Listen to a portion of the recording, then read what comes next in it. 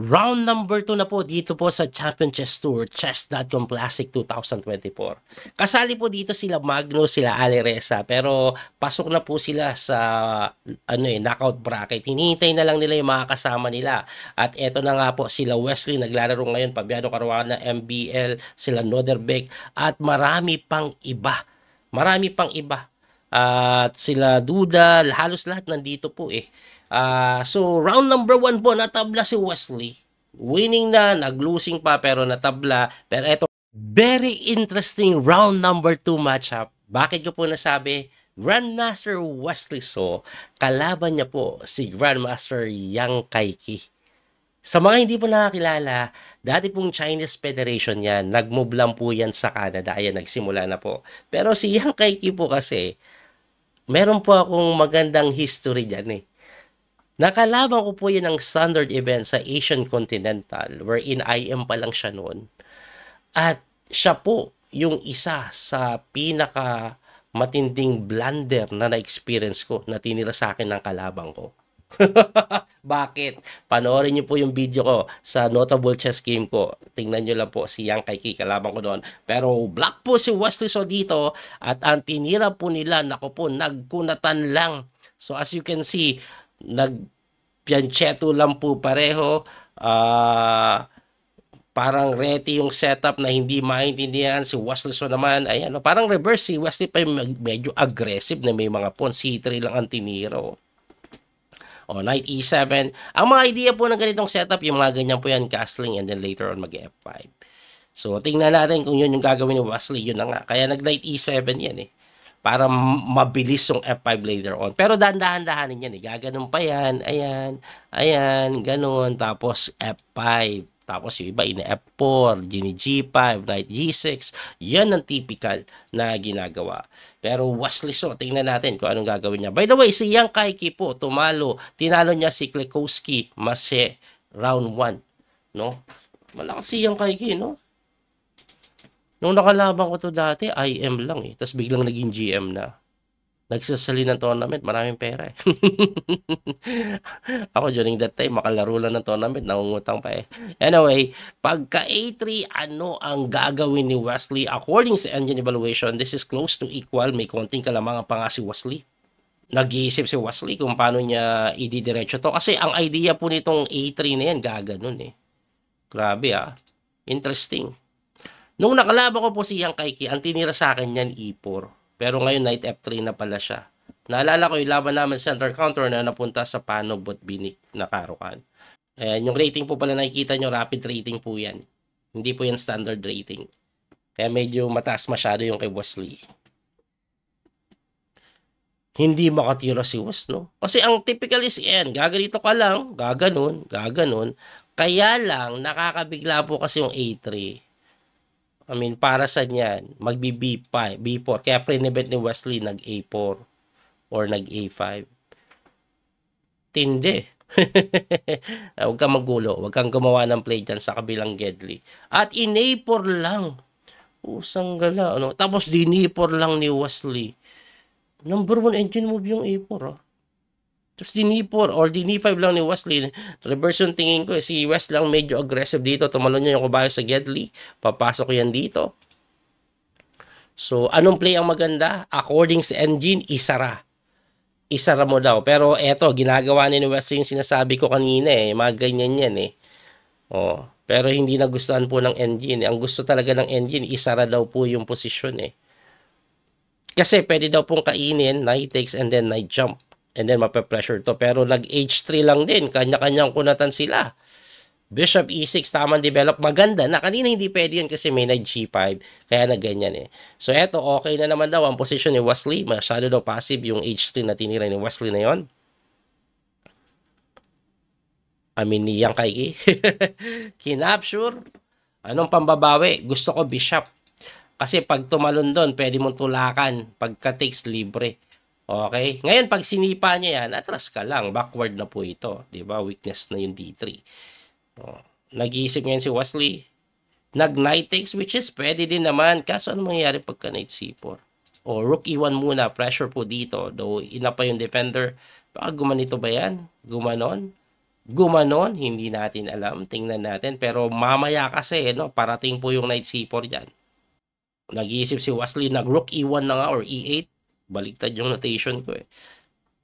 Nag-knight sa c4, ayan, expected. Siguro queen c7 to defend the pawn on e5. Kailangan depensahan yan.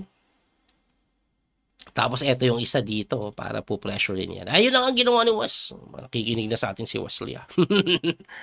Hindi, parang medyo obvious naman yung queen c7. Anyway, ano ang gagawin ng white? Kasi meron pa po siyang hindi nakadevelop dito na bishop. Hindi ko alam kung saan pupunta yan eh. Pwede ganito dito, tas ganon. No? Kaso, babagsak to. Siguro queen c2 muna. Oh, ano ba sinasabi ng engine? Queen b3 daw. Ang weird po nun, no? Sa tao dahil ipipin mo yung sarili mo dyan eh. Baka queen e2 pwede pa eh. Pero queen b3 titira mo. Grabe yung engine, no? Hindi pa rin tumitira. Ay, nag-queen e2. Sinunod niya yung ating sinasabi kanina, no? Mas maganda kasi talaga yung queen e2 eh. Para sa akin. Kesa sa queen b3. Though hindi yan ganun kaganda kasi sisimplihan lang daw po yan, no? Titirahan lang ng f5 na, to be honest, hindi ako sigurado kasi ibibigay eh. Pero pag kinapture mo pala yan, igagalaw lang yung bishop, nakapin ka pa rin. Anyway, Wesley so decided to go rook d8. As you can see, binibigay lang to, no? Binibigay lang. Oh, binibigay lang kasi nga may discovery. Oh, pwede nga po pagka takes mo ganon, tapos kainin na ganon, tapos kain na ganon, mababawi din. Okay? So, ngayon nag-iisip po si Yang Kaiki dito kung ano yung titira niya. Yang Kaiki, na-miss ko tuloy maging chess player eh. Alam mo bang pag nakikita ko po yung mga kasabayan ko noon na tinatalo ko pa na grandmaster na, dami nila eh. Ang ano eh.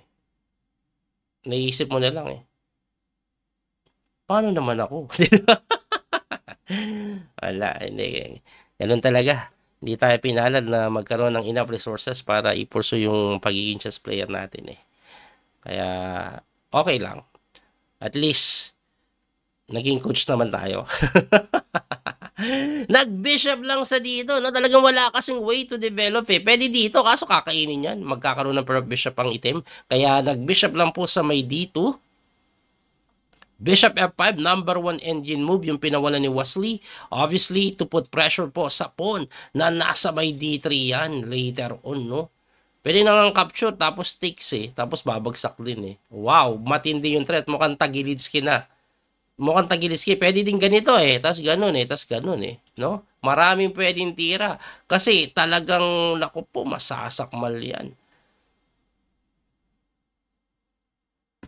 Tingnan natin ha. Ako knight takes c3, gusto ko bishop takes, tapos gano'n. No? That's a one pawn up situation, di ba? Halos 2 pawns. 1 pawn lang kasi baka bumagsak din yung e5.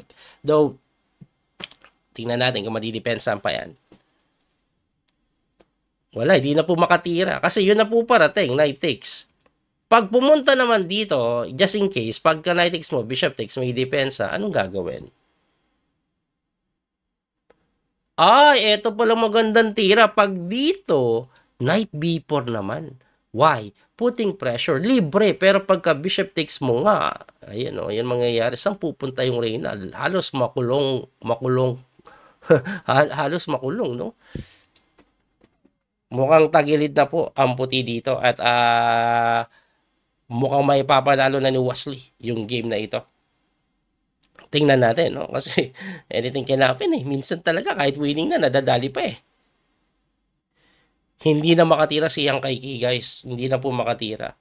At dini-5 na lang. Uy, teka. Kasi pag kinapture, may takes dito, no? Okay, yun na lang yung pinili niya. Nagbigay na lang ng pawn. Pero capture lang yan. Takes, tapos tulak. Pagkagalaw mo, knight takes. Tapos ang laban. 1 pawn down. 1 pawn down pa rin. And then, pagka takes, ganun. Tapos, knight takes. Tapos, eto, nakahang pa to. Grabe naman yan, sir. Medyo marami-rami na ang sasaktan, no? At, ayun na nga. Kinapture lang ni Wesley yung d4. Ano kasunod? Hindi natin alam. E4 po kasunod yan. Pagka-capture, mag-i-E4.